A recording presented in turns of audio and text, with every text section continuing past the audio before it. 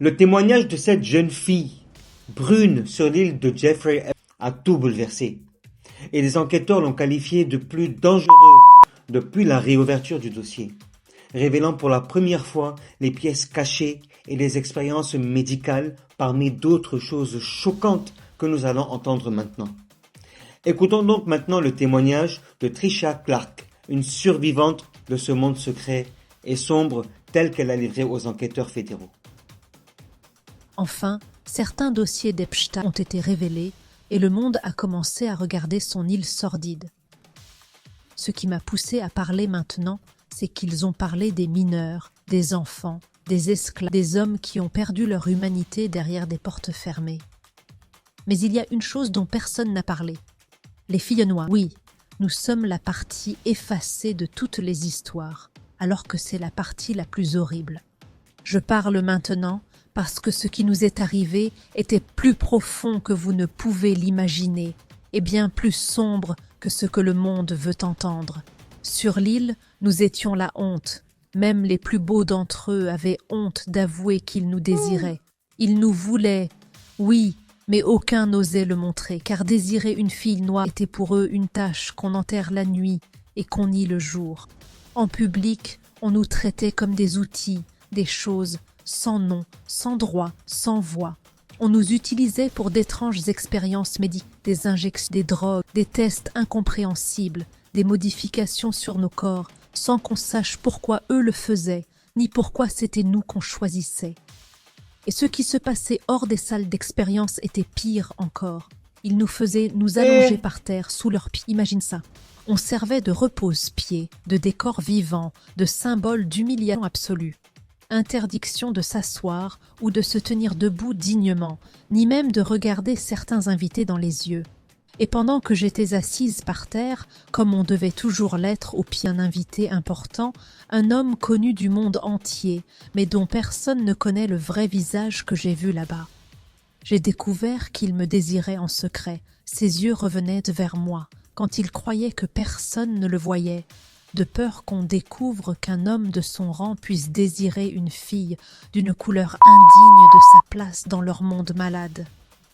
Et le plus étrange, c'est que c'est cet homme-là qui m'a aidé à m'échapper de cette île d'une façon bizarre. Je te dis la vérité telle qu'elle est. Sur cette île, on n'était pas humains à leurs yeux.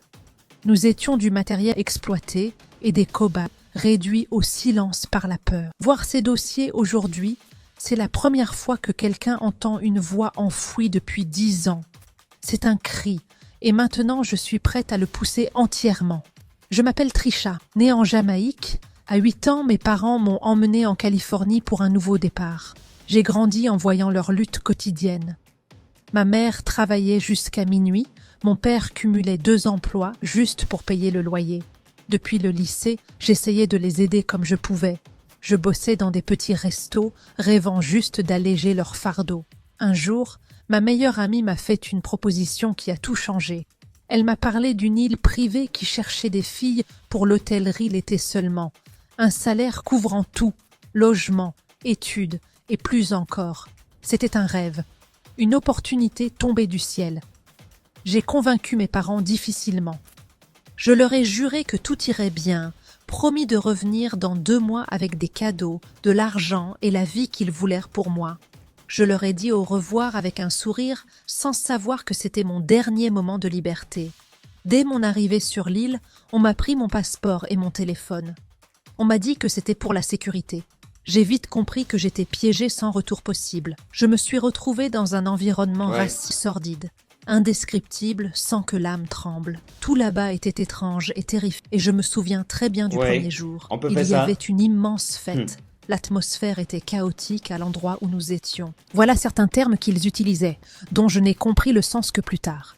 Plus tard, j'ai compris et appris malgré moi leur langage sordide. Je vais vous donner quelques-uns de ces termes.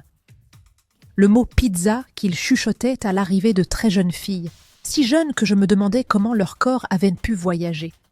Ils disaient « The pizza is here », comme si les filles étaient des commandes de nourriture. Aussi le terme « grape ». Ce mot désignait quelque chose que je ne peux pas dire sans me sentir étouffée.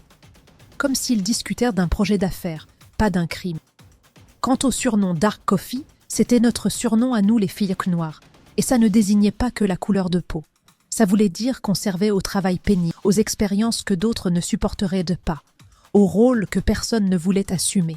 C'était à leur terme, alors imaginez l'horreur de leurs actes. Imaginez la pire chose qu'un humain puisse faire, puis ajouter une couche d'argent, une couche de pouvoir, une couche d'impunité totale. Là, j'ai vu l'incroyable, alors je dis que quand les dossiers Epstein commençaient à sortir récemment, j'ai ressenti comme une victoire. Une petite victoire, mais une victoire quand même. Même si les dossiers ne mentionnaient pas Trisha, ni les filles noires comme moi, ni celles dont la vie s'est terminée là-bas sans que personne ne le sache. Oui, il y avait des filles qui n'ont jamais quitté l'île. On ne leur a même pas permis de revoir le soleil. L'île abritait un véritable cimetière, un cimetière connu de tous ceux qui y travaillaient. Un cimetière où des corps étaient enterrés, et avec eux des secrets dont personne n'était autorisé à s'approcher. Et je vais parler de ce cimetière, mais n'imagine pas que l'horreur que tu as vue n'était que sur l'île. Ce qui se passait là-bas se passait aussi au manoir d'Epstein à New York, ce palais de pierre à Manhattan qui semblait aux passants être une noble demeure aristocratique, mais à l'intérieur c'était un abattoir d'âmes aux touches de velours cachant un monde que l'esprit ne peut supporter. Ce que mes yeux ont vu dans les recoins de ce palais ne ressemble à rien de ce qu'il y avait sur l'île. Sur l'île, la peur était à découvert, mais à Manhattan, la peur était polie, enveloppée de parfums, dissimulée derrière les murs. La première chose qui m'a frappée, ce sont les miroirs. Chaque mur là-bas, du sol au plafond, des miroirs. Mais les miroirs n'étaient pas des miroirs. C'étaient des fenêtres sans teint. Je marchais dans la salle de massage sans comprendre pourquoi je sentais qu'on m'observait, jusqu'à ce que je découvre les passages secrets derrière les murs. Oui, des couloirs étroits et sombres, où Epstein ou ses gardes surveillaient tout en direct. Aucune intimité, aucun respect.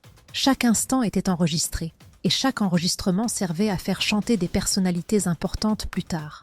Les salles de massage n'étaient pas des pièces, mais des scènes de crime. Il y avait un lit rotatif qui bougeait d'une simple pression pour changer de force la position des filles. Aussi des placards cachés derrière les murs avec des uniformes scolaires, des masques pour officiels, des déguisements pour des pratiques indescriptibles, même un système audio double permettant aux invités d'entendre des cris d'autres pièces pour simuler une orgie derrière les murs. L'endroit était conçu pour vous faire perdre votre humanité. Même les couleurs, même les odeurs faisaient partie du piège. Les parfums français les plus chers mélangés à l'odeur de la sueur et de la peur.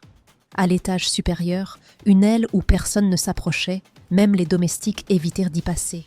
Là, j'ai vu des pièces entièrement tapissées de cuir. Pas du luxe, mais pour isoler le son. Peu importe combien la fille crie, personne ne l'entendrait.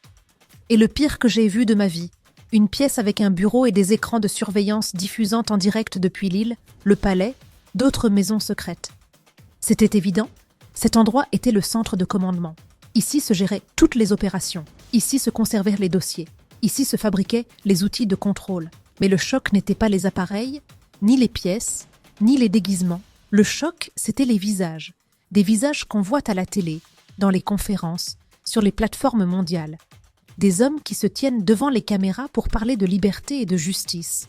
Et dans le palais commettent les pires actes, comme si Manhattan leur arrachait leur humanité dès que la porte se fermait derrière eux. Ils me permettent d'appeler mes parents. Ce n'était pas de la miséricorde, c'était un autre test d'obéissance. Le garde se tenait au-dessus de moi, le téléphone sur haut-parleur, et je devais tout ravaler, la douleur, l'humiliation, la terreur, et dire à ma mère en Californie « Je vais bien, maman. L'île est belle et le travail agréable. » Je mentais parce que la vérité les aurait tués. Je savais que si mes parents sentaient que quelque chose m'arrivait, ils tentèrent de me sauver et seraient tués avant d'avoir fait la moitié du chemin. Je protégeais leur vie par mon silence, alors que moi, je mourais 1000 fois chaque jour. Et au milieu de cet enfer, quelque chose d'étrange s'est produit. Il y a une histoire que je ne voulais pas raconter, mais elle fait partie de la vérité et ne peut être cachée. J'étais assise par terre, comme toujours exigé, au pied d'un invité important, cet invité en particulier. J'espère qu'un jour viendra où je pourrai dire son nom, et j'espère que la loi me permettra un jour de révéler au monde qui il est vraiment. Au début, il ne me remarquait pas, il agissait comme si je n'existais pas du tout. Mais au fil des jours, j'ai remarqué quelque chose d'impossible à ignorer. Il me regardait plus que n'importe quelle autre fille. Il observait tout le monde, Puis son regard revenait vers moi, un regard rapide et furtif, mais chargé de quelque chose qu'il cachait. Je savais qu'il y avait quelque chose d'anormal. Il ne voulait pas attirer l'attention, et pourtant il ne pouvait empêcher ce regard de revenir. Un soir, lors d'une grande fête sur l'île, les plages et les ruelles étaient bondées, comme si toute l'île s'était transformée en un marché sombre de gens, de musique et de bruit. Mon Dieu. Je l'ai vu debout à l'arrière, là où se trouvent les hangars à bateaux, un endroit complètement isolé où personne ne va pendant les fêtes. Il n'a pas dit un mot, il a juste fait signe de la main. Ce n'était pas une invitation, c'était un ordre. J'y suis allée comme je devais le faire. Dans cet endroit isolé, sans caméra ni surveillance, il m'a dit une phrase que je n'oublierai jamais. Je ne suis pas comme eux, je n'ai pas de problème avec les filles noires. Il l'a dit d'une manière qui montrait clairement qu'il voulait se rapprocher de moi. C'est seulement à ce moment-là que j'ai compris. Il n'a pas le courage de dire ce qui se passe dans sa tête à voix haute devant les autres, car une seule confession publique le ferait tomber dans leur monde malade. Depuis cette nuit-là, il a commencé à me demander de le rencontrer en secret dans des endroits qu'il savait loin des gardes, loin des salles de surveillance, loin de toute possibilité que quelqu'un le voie avec moi. Il choisissait des endroits précis sur l'île, des endroits où seuls ceux qui connaissaient bien la topographie de l'île allaient. Je devais y aller, non pas parce que je le voulais, mais parce que refuser sur cette île n'était pas une option sûre. Étrangement, quand nous étions seuls, il me laissait parler, quelque chose que je n'avais vu chez aucun autre invité. Une fois, j'ai rassemblé tout mon courage et je lui ai demandé « Vous prenez la liberté et la justice, alors pourquoi nous faites-vous tout ça? Pourquoi à moi et aux autres filles ?» Il n'a pas répondu, ne s'est pas fâché, n'a pas souri. Il a juste complètement ignoré ma question. Mais quand j'ai reposé la question une seconde fois, son visage a changé, une vraie colère. Une colère qui m'a fait comprendre que j'avais touché à quelque chose d'interdit. Lors d'une autre rencontre, j'ai osé lui poser une question qui me hantait depuis le premier jour. Pourquoi cette île échappe-t-elle aux lois du pays? Pourquoi personne ici n'est tenu responsable? Sa colère a explosé comme jamais auparavant, et il les a chassés brutalement. Après ça, il a disparu pendant de longs mois. Il n'a pas demandé à me voir, n'a envoyé personne, comme si j'étais devenue un danger pour lui ou pour lui-même. Mais malgré tout ça, malgré la terreur qui vivait en moi, j'ai compris une chose. Cet homme, malgré son pouvoir et son influence, craignait quelque chose de plus grand que lui. Il avait peur qu'on découvre qu'il avait brisé la règle de l'île, la règle de couleur, la règle de supériorité, la règle de qui mérite qui. Et le plus étrange, c'est qu'il était le seul à m'avoir donné une chance de m'en sortir plus tard. Maintenant, je vais dire quelque chose qui va choquer beaucoup de gens, mais c'est la vérité, notre vérité à nous. Oui, tout le monde sur l'île souffrait, les blanches, les femmes de couleur, les mineurs, les adultes.